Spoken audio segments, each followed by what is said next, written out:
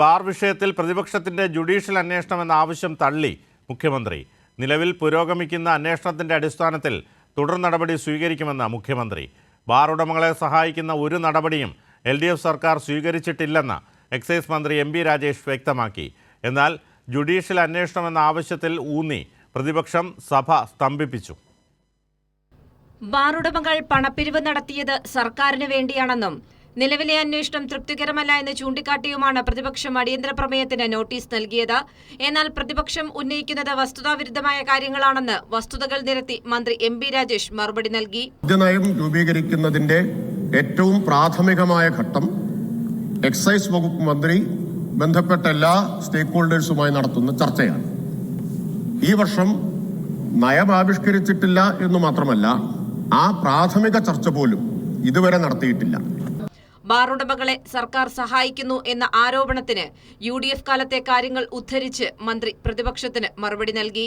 ഈ സർക്കാർ dry day പിൻവലിച്ചിട്ടില്ല എന്ന് മാത്രമല്ല, അതിനെക്കുറിച്ചൊരു പ്രാഥമികാലോചന പോലും നടത്തിയിട്ടില്ല.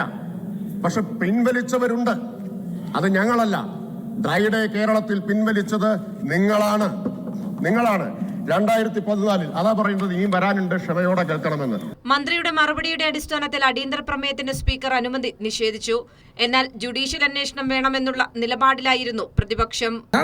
പരാതി, ആ പരാതിയുടെ പുറത്ത് പ്രിവെൻഷൻ ഓഫ് കറപ്ഷൻ ആക്ട് അനുസരിച്ച്, അതിന്റെ പ്രൊവിഷൻസ് അനുസരിച്ച് FIR എടുക്കാനും കേസ് രജിസ്റ്റർ ചെയ്യാനും ജുഡീഷ്യൽ അന്വേഷണം നടത്താനും അങ്ങ് തയ്യാറുണ്ട്.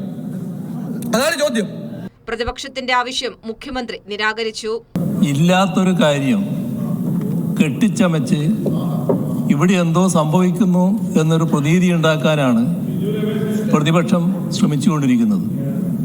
അതിൻ്റെ ഭാഗമായി കെട്ടിച്ചമച്ച ഒരു വാദഗതിയാണ് ഇപ്പോൾ ബഹുമാനായ പ്രതിപക്ഷ നേതാവ് ഉന്നയിച്ചിരിക്കുന്നത്. കൂടുതൽ വിശദമായ അന്വേഷണം നടക്കേണ്ടത് ആ അന്വേഷണത്തിൻ്റെ ഭാഗമായിട്ടാണ്. ആ അന്വേഷണം ആരംഭിച്ചു കഴിഞ്ഞിട്ടുണ്ട്.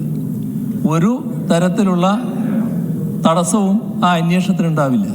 ഇതേ തുടർന്ന് സഭയുടെ നടുത്തളത്തിലേക്ക് പ്രതിഷേധവുമായി പ്രതിപക്ഷം ഇറങ്ങി. പ്രതിപക്ഷ പ്രതിഷേധത്തിനിടെ 2 ബില്ലുകൾ ചർച്ച കൂടാതെ പാസാക്കി. സഭാ നടപടികൾ വേഗത്തിൽ പൂർത്തിയാക്കി സഭ ഇന്നത്തേക്ക് പിരിഞ്ഞു. കൈരളി ന്യൂസ്, തിരുവനന്തപുരം.